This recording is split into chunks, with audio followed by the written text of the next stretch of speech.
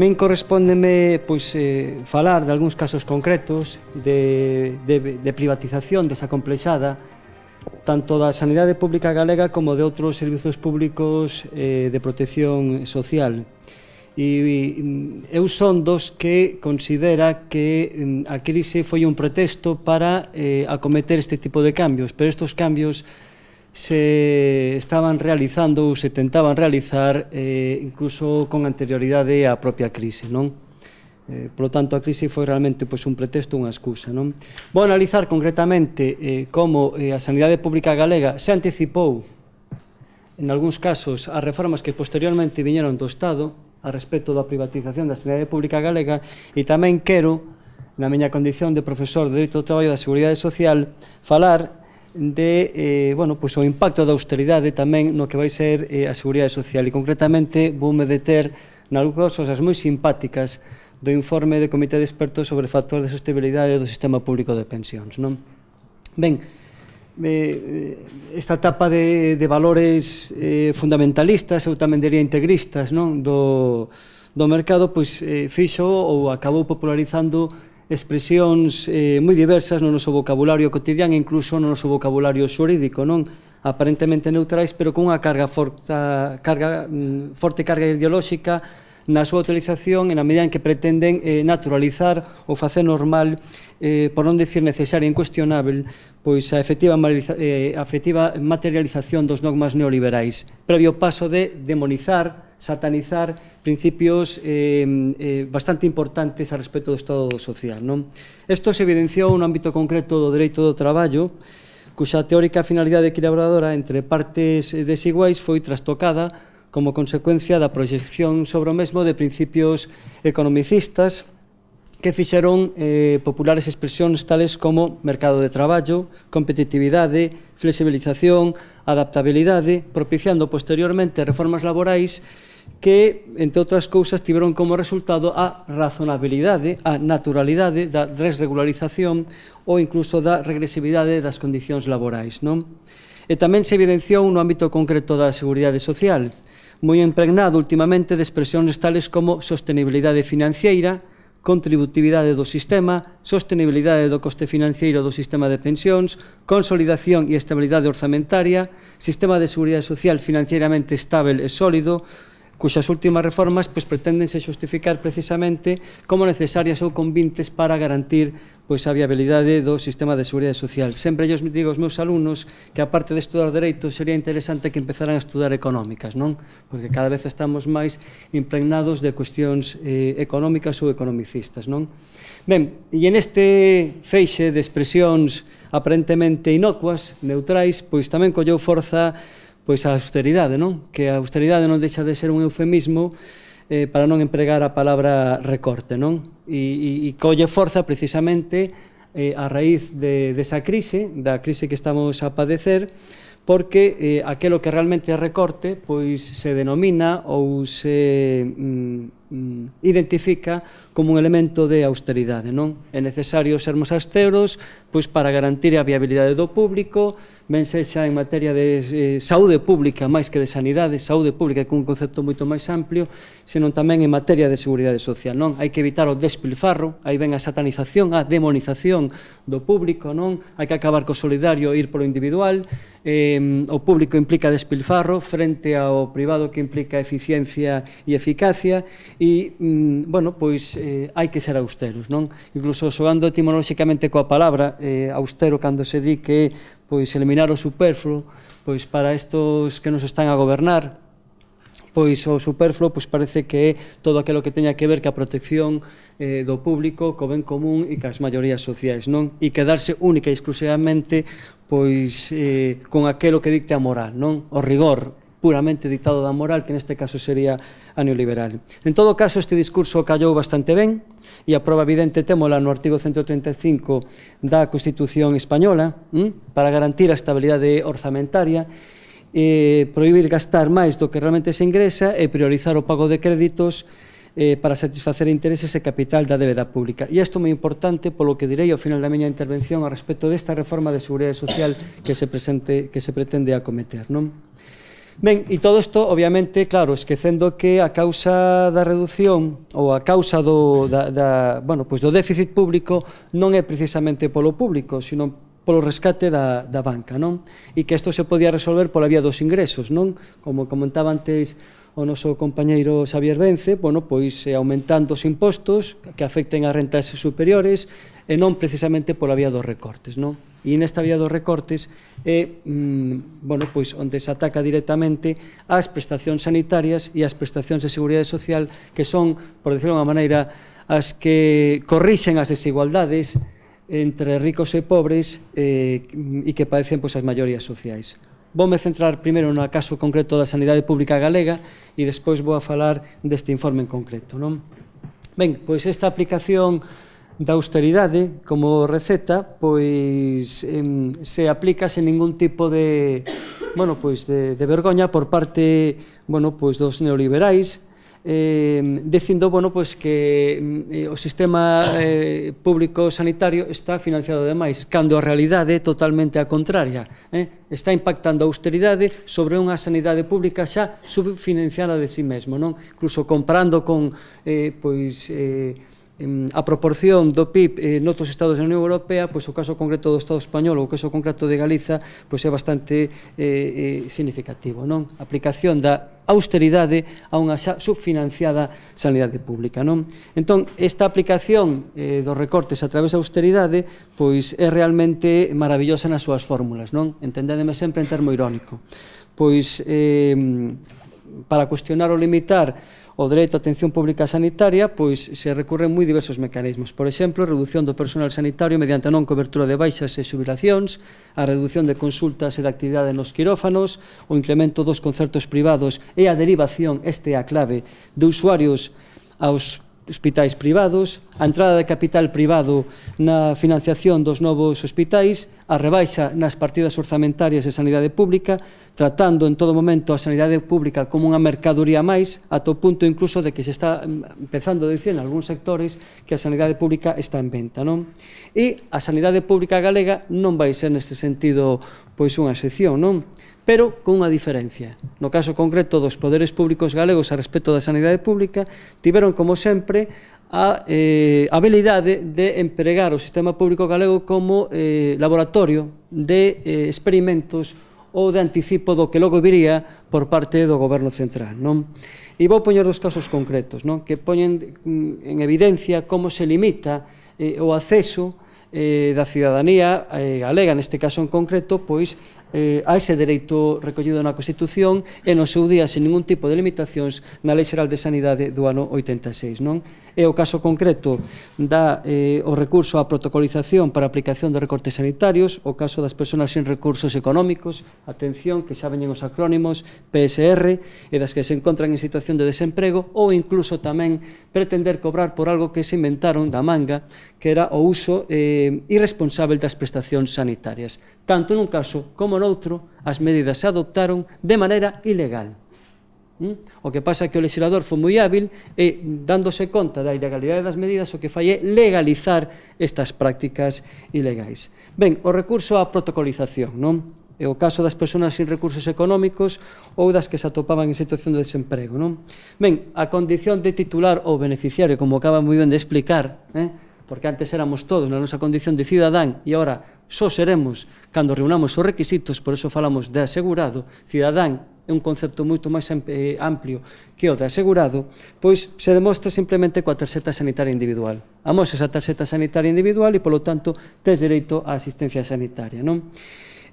Aínda que na maior parte dos casos este recoñecemento era automático, no caso concreto de colectivos moi específicos, as persoas sin recursos suficientes, era necesario unha tramitación administrativa diferente, non? Pero, bueno, sempre sobre a base de que estaban, de alguma maneira, protegidos. Pois ben, as persoas que estaban sin recursos económicos, entre as que se incluían as titulares das prestacións por desemprego, pois tiñan un procedimento especial para poder acreditar a súa condición de titular, non? E isto se regulou inicialmente nunha orden da Xunta de Galiza de 5 de setembro de 2011, que o que facía era principalmente pois condicionar ese recoñecemento a unha serie de condiciones. a cuestión non estaba nesa orde ministerial en sí, senón no protocolo que se lle mandou aos hospitais para aplicar isto, non? Porque o que en teoría era unha mera actualización como consecuencia de un reparto non claro de competencias entre o Estado e a Xunta de Galiza, concretamente, pois, entre, poderíamos falar, a Seguridade Social e a Sanidade Pública Galega, do que se trataba basicamente era de actualizar pola conta desa actualización. O que se fixo foi deixar sin asistencia sanitaria a colectivos moi específicos, non? Mediante a desactivización das tarxetas sanitarias, non? Decíase concretamente, levo literalmente, que desde la entrada en vigor de la orden, las personas que solicitan como PSR, personas sin recursos económicos, tienen derecho a la atención de urgencias y emergencias, por lo que, ante la solicitud de una atención urgente, es necesario dar una alta rápida en el aplicativo con documentación acreditativa privado, en mayúsculas. Previa búsqueda del ciudadano en la aplicación, siempre se le entregará el modelo de compromiso de pago para que lo firmen, escribiendo a mano, mientras no esté preparado el modelo de aplicación, el siguiente texto. Personas sin recursos económicos suficientes en tramitación, solo asistencia, urgencia, /emergencia. O resto, a pagar. Ben, a Xunta naquel momento alegou unha falta de coordinación co Instituto Nacional da Seguridade Social, pero, bueno, o certo é que naquel momento a Xunta estaba actuando de maneira ilegal, porque, curiosamente, había unha lei galega, que era a Lei 8/2008 de xulio de Sanidade de Galiza, que, sin máis, no seu artigo 1, curiosamente reformado con posterioridade para cubrir a actuación administrativa ilegal, que decía, sin máis, que o dereito á protección da saúde e a atención sanitaria con cargos a fondos públicos no ámbito da Comunidade Autónoma de Galiza e de cobertura universal se garantizará a todas as persoas que residan nos concellos desta Comunidade Autónoma. Ben, a todo isto tampouco había que pasar por alto que nese momento se estaba promulgando unha lei española, que era a Lei 33/2011 de 4 de outubro, Xeral de Sanidade Pública, que tamén reparaba sobre este fenómeno e o que facía era estendelo sin máis. Pois ben, a promulgación desta norma española, logo reformada, e a inaplicación da normativa aprobada polo Parlamento Galego, fixo que o Sergas tivera que cambiar de actitude e mandar outra circular na que, donde decía unha cousa, pasou a decir outra, polo menos garantindo todo isto. En calquera caso, o problema non está resolto, sigue habendo trabas, non? Porque dentro deste procedimento de actualización se exixía residir en España cunha antigüedade mínima de 183 días se a súa idade é igual ou maior de 18 anos.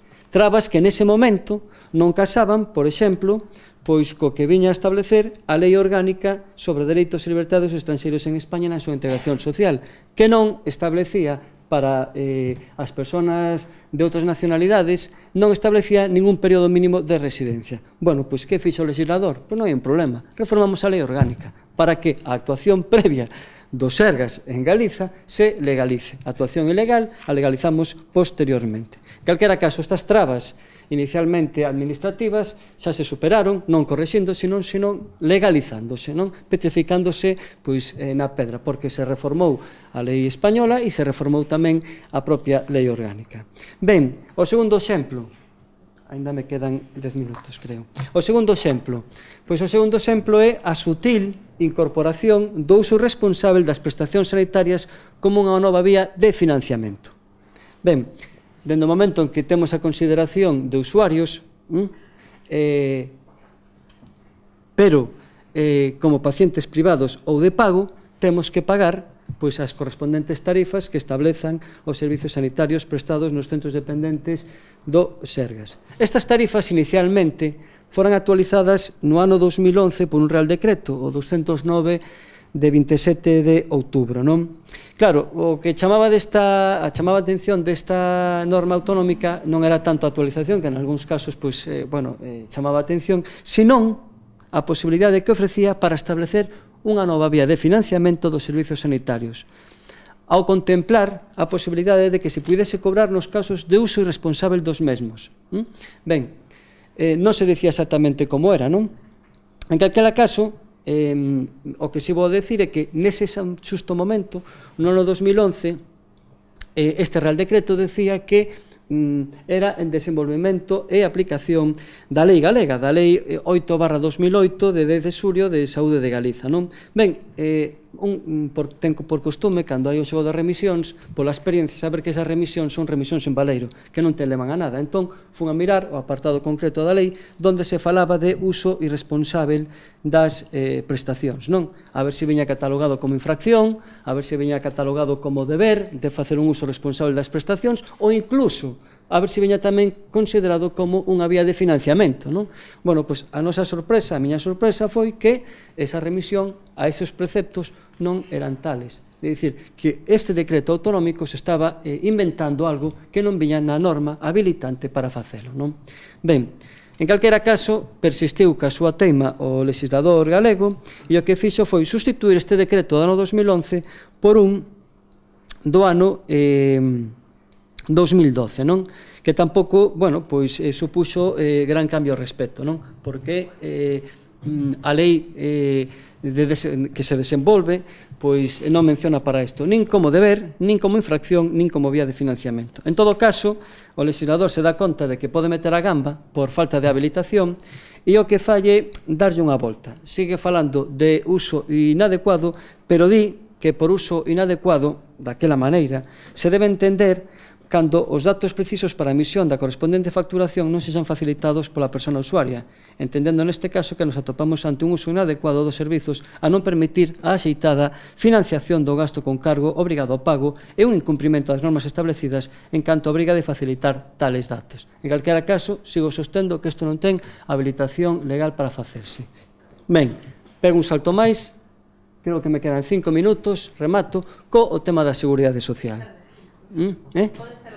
Bueno, entón, isto é a respecto da sanidade pública galega, caso concreto da asistencia sanitaria, non? Porque a sanidade pública non é simplemente reparar, senón tamén garantir un bon nivel de vida precisamente para evitar posteriormente a actuación ben en especie ou ben en metálico dos servizos sanitarios, non?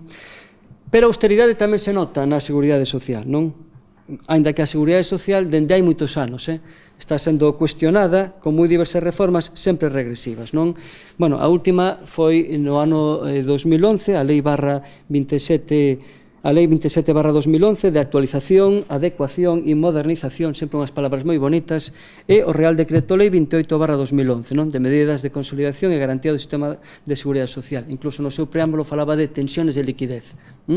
Bueno, pois, a estas hai que sumar agora un novo ataque, non? Ao ataque do 7 de xuño de 2013, que é a data coa que se fai pública o informe do chamado Comité de Expertos sobre o factor de sostenibilidade do sistema público de pensións. Ben, botalle unha ollada a este informe e, claro, ten unha apariencia de objetividade e neutralidade tecnocrática espectacular, non? Incluso tense que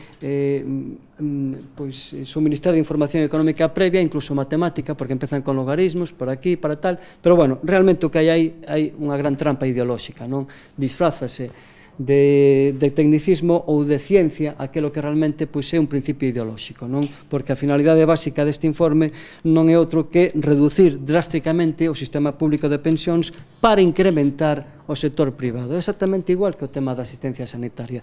Reducimos o público para derivar ao privado. Hai que reflotar o privado. Como facemos? Reducindo o acceso ao público. Ben no caso concreto da asistencia sanitaria ou ben no caso concreto das pensións, non? Ben, isto non ven tan claro, non? Isto que estou dicindo eu de que esa finalidade clara é acabar ou reducir o público para incrementar o privado non ven de maneira tan descarada, porque xoga moi ben cas palabras. E o problema que estamos a ter é que eles se están apropiando das nosas palabras e lle están dando a volta as nosas palabras. Falaba con Carlos cando viñamos pa aquí do factor de equidade interxeracional que ora explicarei, non?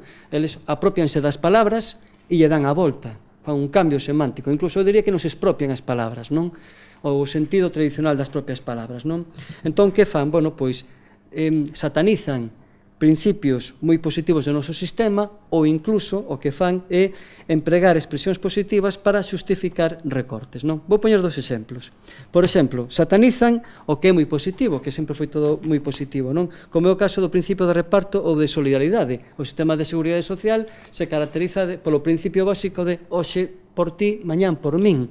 a solidaridade interxeracional, o principio de reparto, non? Os actuais pensionistas que no seu día financiaron, mentras traballaban, as pensións dos que eran pensionistas, pois financian as súas pensións co traballo dos actuais cotizantes. E os actuais cotizantes percibirán as súas pensións do traballo que fagan pois os futuros traballadores, non? Bueno, pois aquí eles, por exemplo, xa critican este sistema de reparto na páxina 5 ou incluso pois na páxina 10 para xustificar recortes falan de factor de equidade que agora vos explicarei, non? E todo isto, falábamoslo tamén Carlos Maiseu, sempre sementando a discordia entre os propios afectados. No caso concreto do mundo do traballo, sementar a discordia entre os que teñen contratos temporais e contratos indefinidos. No caso concreto da Seguridade Social, sementar a discordia entre os que teñen pensións contributivas que as contributivas, non? Ou incluso entre os que teñen pensións contributivas, xubilacións de diferente cuantía económica, non? Bueno, pois verémoslo despois. En calquera caso, bueno, eu, para saber a talla intelectual destes expertos, salvo 2 ou 3 que proceden do ámbito universitario, o resto proceden da banca e das compañías aseguradoras privadas, non? E, ao mesmo tempo, hai que dicir que este informe, polo menos, non foi aprobado por unanimidade, houve 3 votos particulares, pero realmente hai 2 que, bueno, que sí insisten bastante no asunto, non? Cal é o obxectivo deste informe? Pois a sostenibilidade, fixadevos a palabra que empregábamos ao principio, non? Sostenibilidade do actual sistema de pensións que, en opinión da maioría dos expertos, está en perigo por 2 concretos riscos potenciais: o incremento da esperanza de vida e o incremento da porcentaxe da poboación maior. Dito de outra maneira, vivir máis anos e que existan máis persoas maiores son os perigos. Polo tanto, a partir de agora, cando vexades unha persona maior, un pensionista, hai que calificalo como enemigo público. Porque este é o que está poñendo en perigo o sistema de seguridade social. Ben, bueno, pois e todo isto porque consideran que o noso sistema de seguridade social que se fundamenta nun principio obsoleto, que é o sistema de reparto ou de solidaridade, non? Ben, pois isto hai que cambiálo. Cales son os medios para lograr o fin da sostenibilidade, para que a seguridade social se mantén? Porque eles están moi preocupados pola viabilidade do sistema público, sempre en sentido irónico, non? Bueno, pois, como non poden dicir que o mellor sería a morte dos pensionistas, pois recurren á aplicación de reducción das pensións mediante 2 factores concretos. O primeiro dos cais, que só se aplicaría aos futuros xubilados, chámase factor de equidade intergeneracional de las nuevas pensiones de jubilación, el FEI. Según o cal, a pensión inicialmente recoñecida vai disminuindo a medida que se vaya vivindo máis anos. Por lo tanto, paga pena aquel dito de mejor un minuto de intensidade que non toda unha vida de tal, non?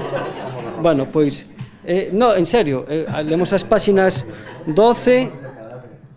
12, 13, 28 do informe e así o pon sin máis, non? E os segundos factores, que sería para a revalorización das pensións, se aplicaría aos pensionistas actuais e aos futuros.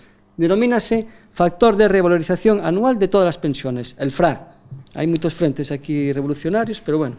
En virtud do cal, se supeditan as pensións aos ingresos da Seguridade Social en cada período, de modo que o nivel de ingresos ou o nivel de pensións depende do ciclo económico, a teoría do acordeón. Claro, non nos chupamos o dedo, porque cando haxa bonanza económica, a pensión vai estar sin máis, pero cando sexa negativa, pois se vai a reducir como un acordeón. Seguinte pregunta, xa remato, por que é necesario introducir este factor de sostenibilidade? Nos fan a pregunta eles. Contestan, porque sempre, segundo a maioría de expertos, vivir máis e que existan máis persoas é un perigo para a seguridade social. Insisten de novo niso, é un perigo, non? E isto é falso.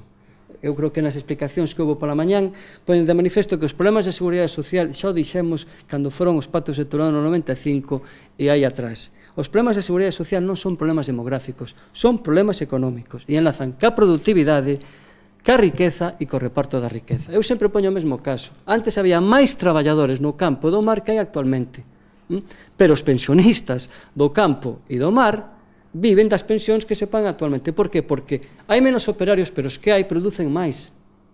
Eso por unha parte. E despois hai outros mecanismos tamén que podemos mirar para incrementar os fondos da Seguridade Social sin necesidade de ter que recortar. E aquí ven a gran explicación. É o único claro de todo este informe. E por que é axeitada a aplicación desta medida de sostenibilidade? Pois moi claro o informe. Páxinas 17 e 29 do informe.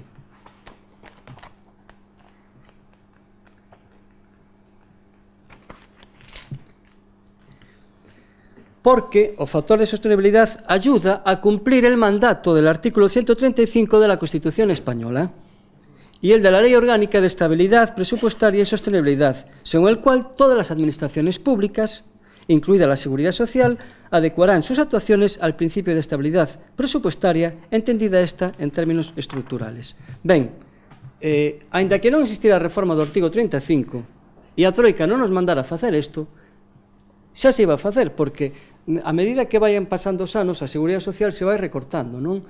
De moi diversas maneiras, non? Alongando o tempo de cotización ou alongando, se queredes, pois, a idade para poder xubilarse, non?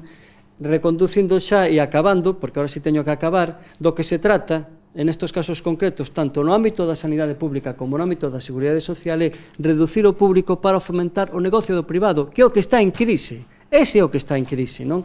E simplemente para que o vexades, no informe de evaluación e reforma del Pacto de Toledo, aprobado polo Pleno do Congreso dos Diputados na súa sesión de 25 de xaneiro de 2011, fálase precisamente da necesidade de reforzar a Seguridade Social privada, os fondos e planes de pensións, que están en crise.